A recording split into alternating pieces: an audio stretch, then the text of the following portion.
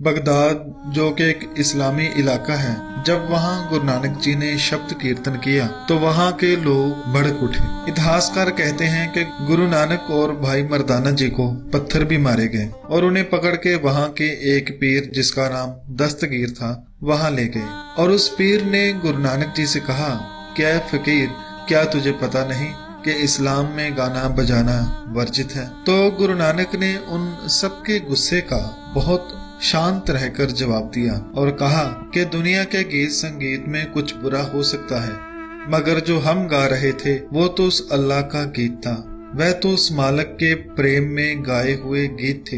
ये गीत गीत नहीं, ये तो बंदगी है, वह तो उससे बात करने का तरीका है। मुझे उस मालिक से इश्क है और मैं अपने महबूब को ऐसे ही याद करता हूँ। वह पीर जिसका नाम दस्तगीर था वह भी बहुत पहुंचा हुआ था और बहुत दिनों से ऐसे ही महापुरुष की तलाश में था जो उसके सवालों के जवाब दे सके और जिसका रोम रोम अल्लाह की बंदगी में डूबा हो। और उस पीर को लगा कि ये फकीर यकीनन वही महापुरुष है जिसकी मुझे बरसों से तलाश थी। उसे अपना पीर मुर्शिद मानने से पहले वह ये जान लेना चाहता था कि कहीं मैं कोई गलती तो नहीं कर रहा। तो उसने गुरु नानक से अपने मन में दबे 3 सवाल पूछे जो उसने पहले भी कई पीर पैगंबरों से पूछे थे, मगर उसके मन की तसल्ली न हुई थी।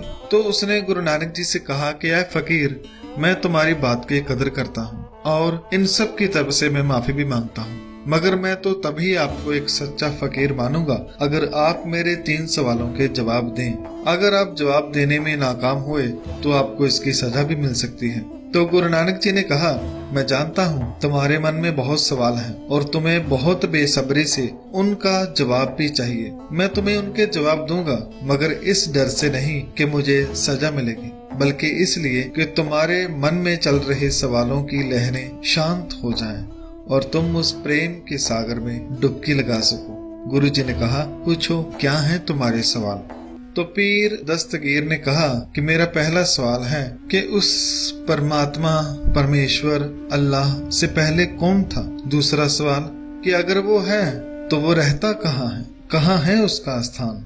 और मेरा तीसरा सवाल है कि अगर वो है तो वो करता क्या है? कोई काम करता भी है या नहीं? अगर फकीर तुम मुझे इन सवालों के जवाब दे दो तो मैं आपका बहुत आभारी रहूंगा।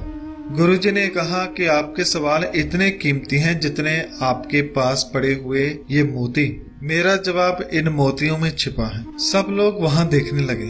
गुरुजी ने कहा कि इसे एक थाल में डालकर यहाँ लाओ और मुझे गिनकर बताओ कि ये कितने हैं। तुम्हारा जवाब इसी में छुपा है। तो दस्तगीर बड़ा हैरान तो हुआ, मगर उसने वैसा ही किया जैसा कहा गया। वह थाल में भरकर उन्हें गिनने लगा।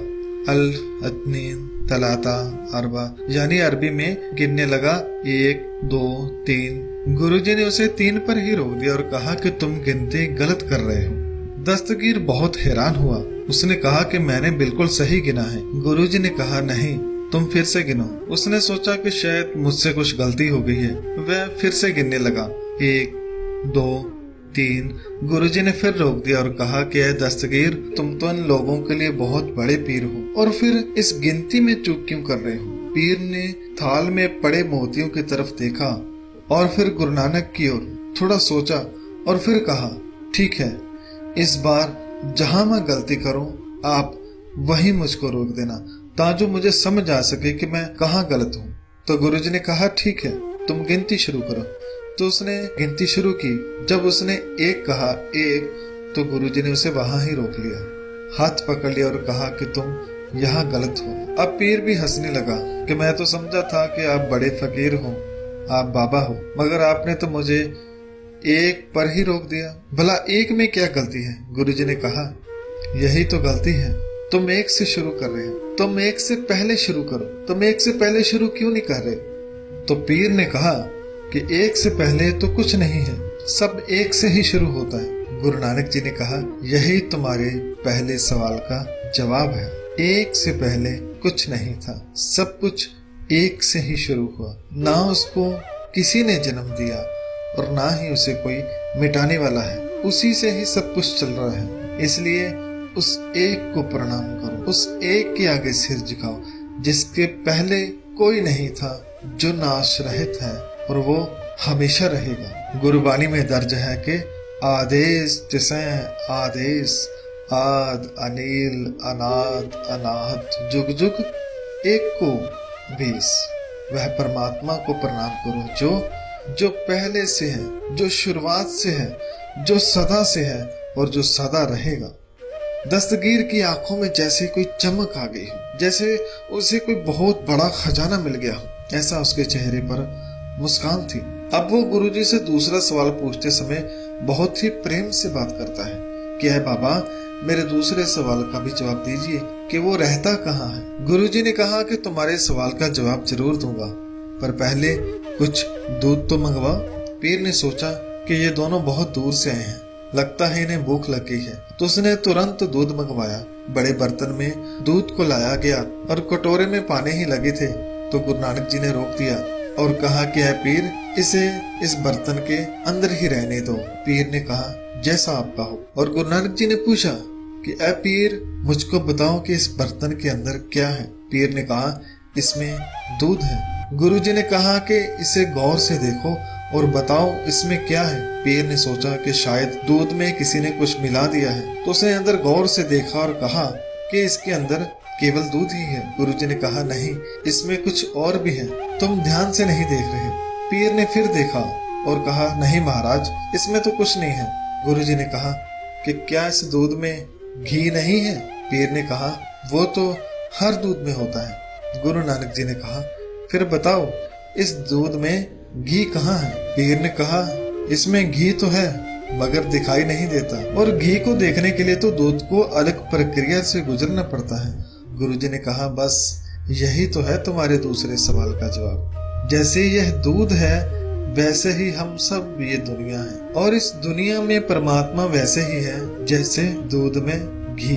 आपने कहा कि दूध को घी बनाने के लिए इसे अलग प्रक्रिया से गुजरना पड़ता है, वैसे ही इंसान को परमात्मा पाने के लिए गुरु से मिलना पड़ता है ताजो अंदर के आनंद को वो हासिल कर सके। दोस्तों, गुरबानी में भी फरमान है कि सगल बनस्पत में संतर, सगल दूत में है किया, ऊंच नीच में है जोत समाने, घट घट मादो जिया। कि जैसे हर लकड़ी के अंदर आग है और हर दूध में घी है, गुरु जी फरमाते हैं वैसे ही वह प्रभु की जोत हर एक में है। गुरु जी ने कहा अब आप समझ गए ही होंगे कि परमात्मा कहाँ है। पीर ने कहा हमें यही पढ़ाया जाता था कि वह अल्लाह किसी सातवें आसमान पे है, मगर मुझे लगता था कि कहीं वो मेरे पास ही है।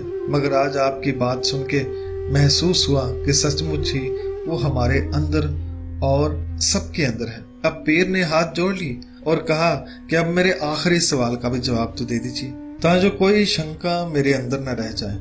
और मेरा सवाल था कि वह परमात्मा करता क्या है। गुरु जी ने कहा इसके लिए तुम्हें मेरी जगह पर और मुझे तुम्हारी जगह पर जाना पड़ेगा, ताकि तुम्हें सवाल के जवाब की अच्छी तरह समझ आ सके। पीर बिना किसी देरी के अपनी जगह से उठा और गुरु जी के पास आ गया और गुरु जी से कहा कि आप मेरी जगह पर बैठ सकते हैं और मुझे मेरे सवाल का जवाब दीजिए।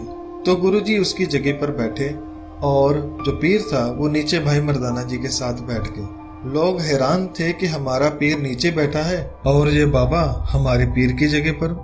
इससे पीर को कोई आपत्ति नहीं थी, क्योंकि उसे सच की तलाश थी जो उसे आज मिल गया था, और उस सच से मिलाप के लिए वो कुछ भी करने को तैयार था। काफी देर गुरुजी वहां आंखें बंद करके बैठे रहे। जब काफी समय हो गया तो पीर ने कहा कि आ फकीर बाबा, आपने मेरे सवाल का जवाब नहीं दिया। तो गुरुजी ने कहा कि तुम्हारा सवाल था कि परमात्मा करता क्या है। तो गुरुजी ने कहा कि वह परम शक्ति, वह कादर यही काम करता है। पीर ने पूछा कि क्या। गुरुजी ने कहा कि सिंहासन पर बैठे को नीचे बैठा देता है और नीचे बैठे वाले को तख्त पर बिठा देता है। यही करना उस परमात्मा का काम है। जैसे गुरबाणी में फरमान है कि चिन्ह में है राव, रंग को करिए, राव रंग कर डारे, रीते परे परे सख नामे, यह ताके व्यवहार है। ये उस परमात्मा का व्यवहार है। वो परमात्मा एक क्षण में कंगाल को राजा बना देता है और राजे को कंगाल। वह चाहे तो खाली बर्तनों को भर देता है और भरे हुए को खाली। वह चाहे तो मूर्ख को पंडित बना देता है और चाहे तो पंडित को मूर्ख। ये परमात्मा जिसने ये सारे संसार पैदा किया है सब उसके हुक्म के अंदर ही है। अब दस्तगीर को अपने तीनों सवालों के जवाब मिल गए थे। गुरुजी ने कहा कि परमात्मा जिसने ये सारा संसार पैदा किया है ये सब संसार उसके हुक्म के अंदर ही है और जो उसके हुक्म को जान लेता है वह ही आनंद में रहता है। और दोस्तों ये छोटी सी जात बगदाद में अभी भी बनी हुई है और यहाँ पर गुरुजी बैठे थे। अभी भी वह सिंहासन वहाँ मौजूद है और वहाँ पर अरबी में गुरु नानक जी को हजरत बाबा नानक कहकर संबोधन किया गया है। दोस्तों गुरु नानक पहले भी हर सवाल का जवाब देते थे और आज भी मेरे मन में कई सवाल उठते हैं और मेरे हर सवाल का जवाब गुरु महाराज गुरबानी में देते हैं। ऐसा कोई मन का सवाल नहीं जिसका मुझे जवाब नहीं मिला। आप सब भी गुरबानी को पढ़ा कर आपको आपके हर सवाल का जवाब इसमें मिलेगा। केवल जवाब ही नहीं, मन की शांति, मन का सुकून, परम आनंद इसमें मिलेगा। वीडियो बनाते समय बहुत सारी गलतियां हो गई होंगी, उसके लिए मैं क्षमा चाहता हूँ। धन्यवाद। वाहिगुरु जी का खालसा, वाहिगुरु जी की फतेह।